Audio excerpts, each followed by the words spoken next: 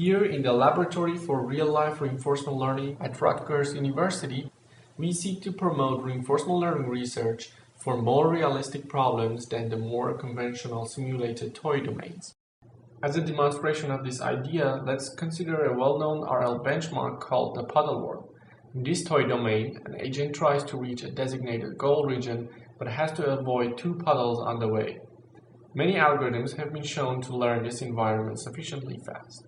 Here we compared 4 algorithms that covered model-based and value-based reinforcement learning techniques with 2 ways of generalization: a strong function approximation and a simple discretization. Although the model-based algorithm with good function approximator solved the problem faster than the others, all the algorithms converged to the optimal policy around episode 35. We then replicated this domain using an IBO robot. For this purpose, we put the IBO in this bounded box, designated one of the corners as the goal, and created 2 imaginary puddles.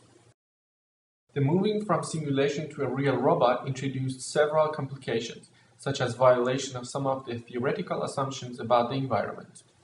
Some algorithms were less tolerant to these changes, and their performance degraded more than others. We then went even further by replacing the stationary puddles with a moving bumbleball that changed the complexity of the environment from a nice-behaving 2D world in the simulation to a much more noisier and ill-behaved 5-dimensional environment. Only the 2 algorithms that were using good function approximation could solve the problem in reasonable time. Among these 2 algorithms, fitted Q iteration, the one that used function approximation on the value function, took much longer to generalize its experience to newer situations.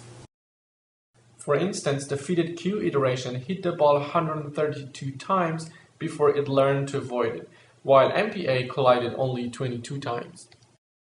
Working with robots is even more fun, because you can then lean back, grab your popcorn, and enjoy some of the poor robot's unlucky episodes. For example, in this episode, the robot changes its path to the goal several times, but the ball keeps blocking it.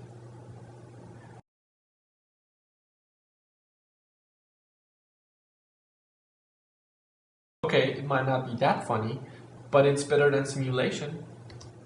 So researchers, go real life RL.